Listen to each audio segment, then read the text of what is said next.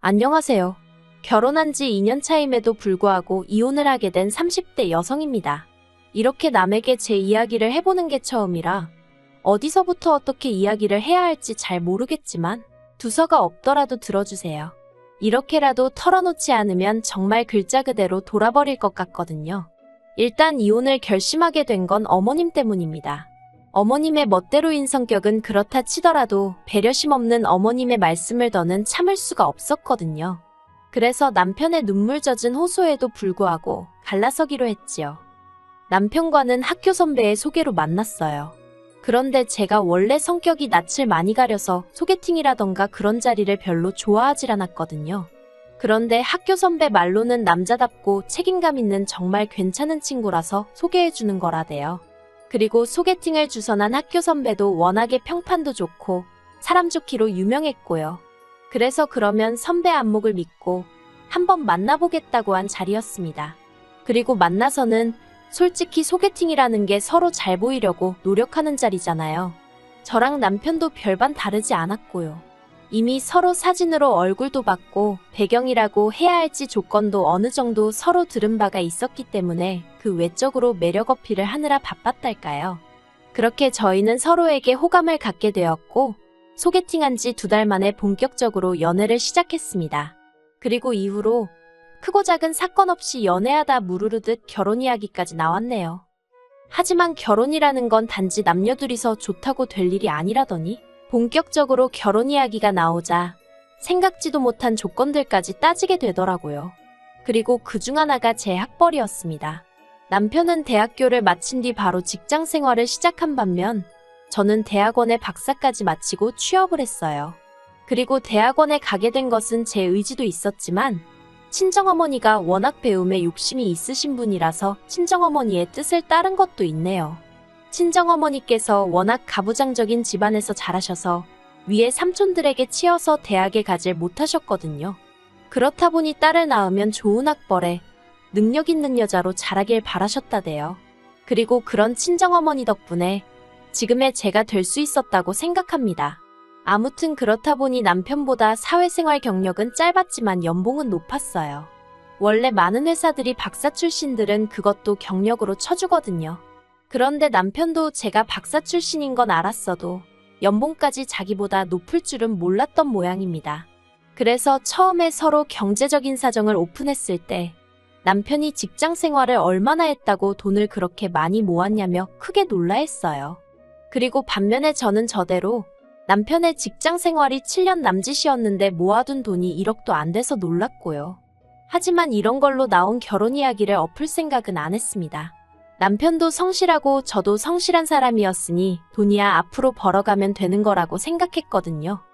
상견례는 어머님이 원하시는 지역 내 식당에서 하게 되었습니다.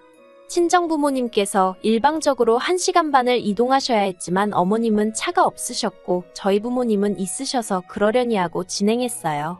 그런데 어머님이 저희 친정부모님보다 늦게 오신 것도 부족해서 저희 부모님더러 늦어서 미안하다던가 오시느라 고생하셨다는 말 한마디를 안 하시더라고요.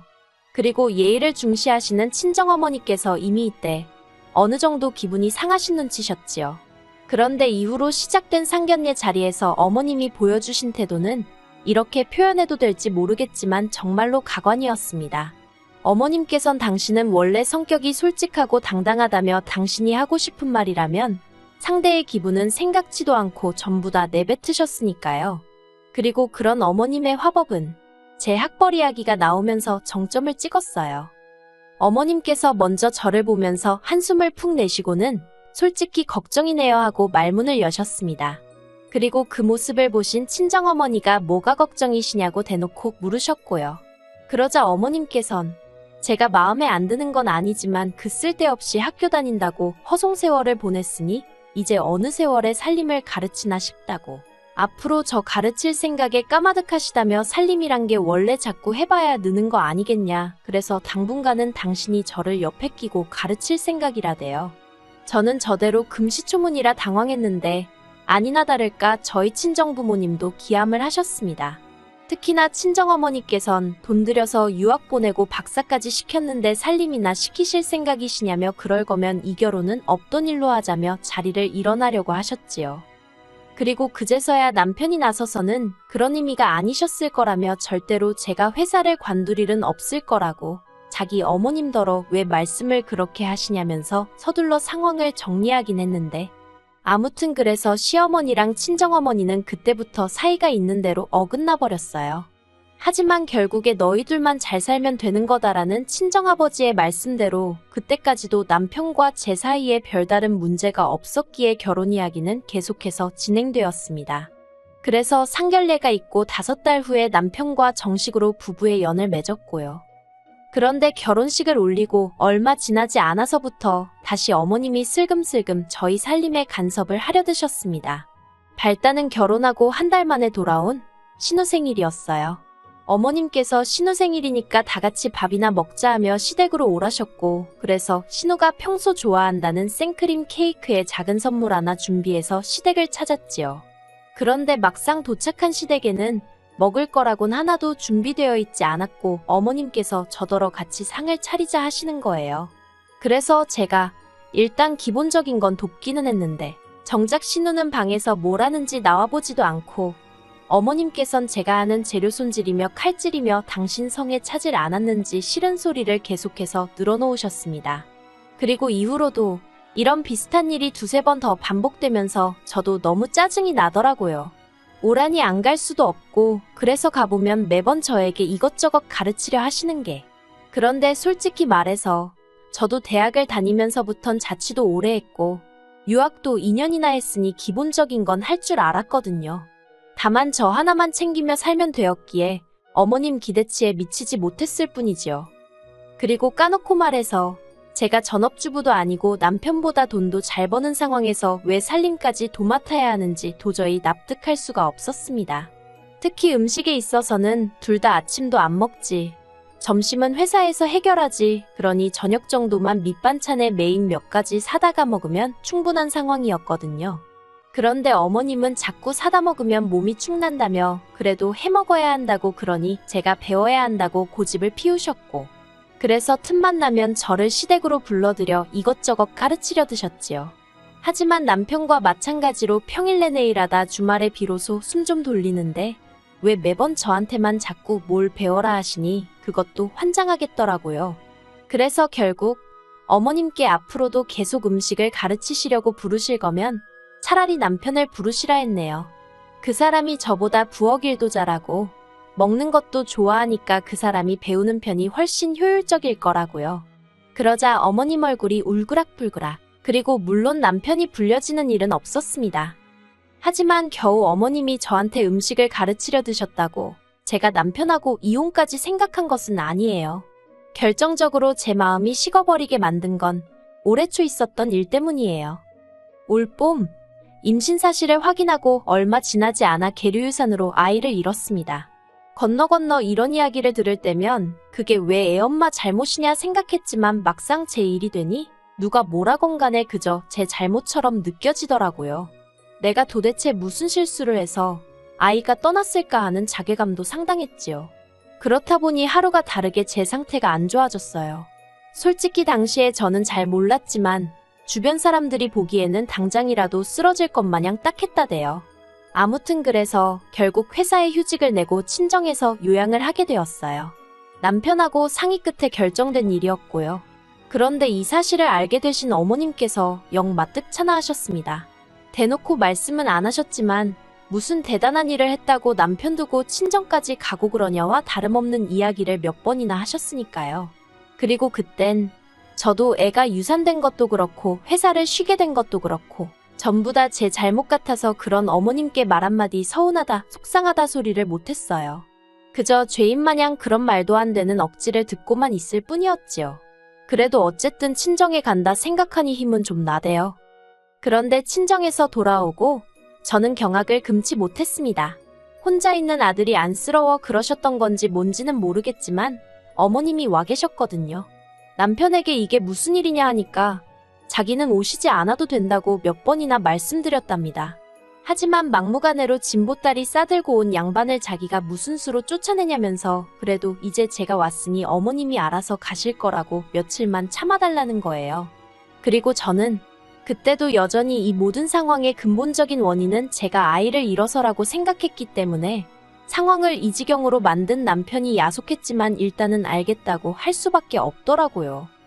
하지만 이튿날 저는 큰 충격을 받아 어머님과는 더 이상 한 공간에 있을 수 없다는 판단을 내리게 되었습니다.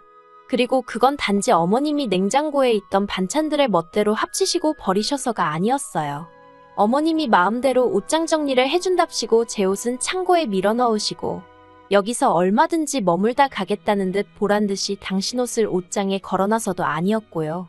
그건 바로 제가 임신 사실을 확인하고 기뻐서 보관해두었던 임신 테스터기와 미리 준비해놓은 베넷 저고리를 어머님이 멋대로 처분해버리셨기 때문이었습니다. 처음엔 제가 둔 곳을 착각한 건가 싶어서 집안을 샅샅이 뒤졌거든요. 그런데 그런 저를 보고 어머님이 뭘 그렇게 찾냐 물으시대요. 그래서 혹시 제 물건에 손대셨냐고 애둘러 여쭤봤더니 잠깐 생각하시는 듯 하더니 아 그거 내가 버렸다 그러시는 겁니다.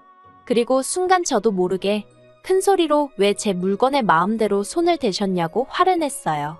그럴 수밖에 없었던 게 솔직히 아이도 떠났고 친정에서 마음을 달래고 왔긴 했지만 여전히 저는 그 아픔에서 벗어나지 못한 상황이었으니까요. 그리고 저는 다른 무엇보다도 그 두 가지는 오래오래 간직하려고 했고요. 그런데 어머님께선 단지 제가 큰 소리를 냈다는 그 사실 하나만 물고 늘어지시면서 어디 감히 시애미한테 목에 핏대를 세우느냐고 같이 소리를 지르시기 시작하셨습니다. 그리고 안 되겠다 싶어서 저는 친정부모님께 전화를 드렸어요. 제발 나 좀 다시 친정으로 데려가 달라고요. 그러자 어머님은 어머님대로 제 남편이 당신 아들이니 당신 편이라고 생각하셨는지 거기다 전화를 걸어서는 빨리 오라고 이 마누라가 나 잡는다고 나오지도 않는 곡소리를 내시는 게 아니겠어요. 아무튼 정신이 하나도 없었을 만큼 난리도 그런 난리가 없었습니다. 이윽고 저희 친정부모님이 도착하시기가 무섭게 남편까지 헐레벌떡 집 안으로 들어오대요. 그리고 얼마나 울었는지 제대로 나오지도 않는 목소리로 제가 남편더러 어머님이 내 물건에 손대신 거 아냐? 우리 애기 베넷 저고리 버리신 것도 아냐고 따졌습니다. 친정부모님도 어머님더러 아무리 자식이 사는 집이라지만 엄연히 남의 집인데 집주인이 자리 비웠다고 멋대로 오셔서는 이게 무슨 경우냐고 큰 소리를 내셨지요. 그러자 남편이 얼굴이 사색이 되어서는 저희 친정부모님더러 일단 죄송하다며 몇 번이나 고개를 숙이대요. 그러니 어머님은 어머님대로 네가 왜 사과를 하느냐고 언성을 높이셨습니다. 그리고는 하시는 말씀이 내가 아들집에 왜 못 오냐? 그리고 애 죽여놓고 뭐 잘했다고 유난이냐며 저에게 삿대질을 하시는 거예요.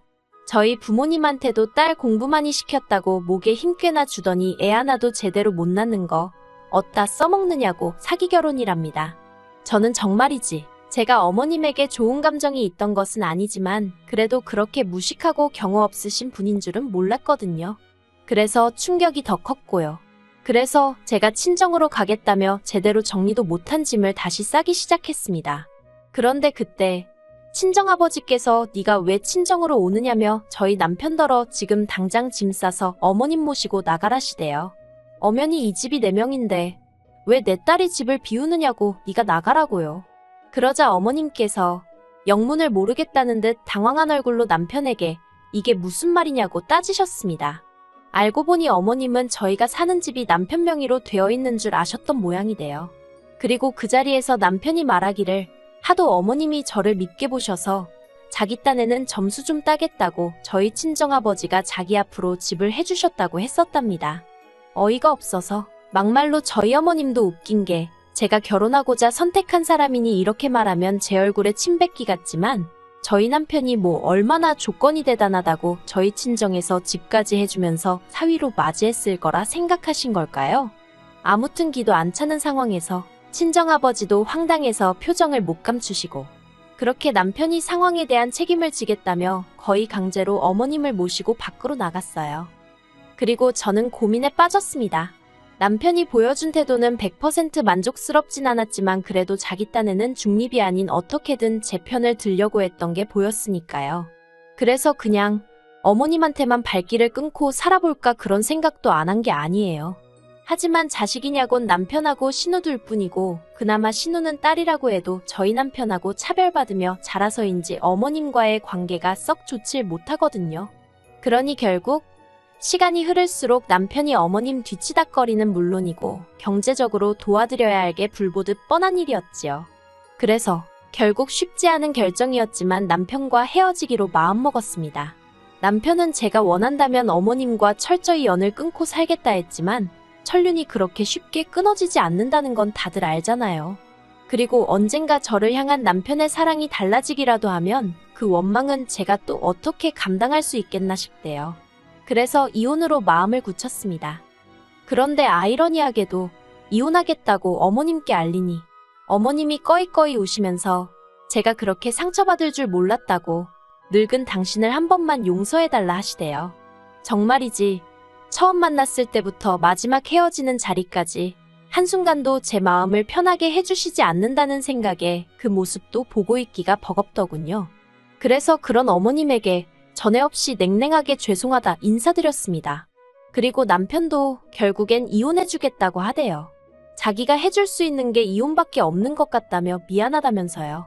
그리고 마지막으로 어머님, 당신 손으로 아들 가정을 파탄내셨다는 정도는 이제 잘 아시겠지요? 부디 오래오래 그 사실을 기억하시고 괴로워하시며 사시길 바라겠습니다.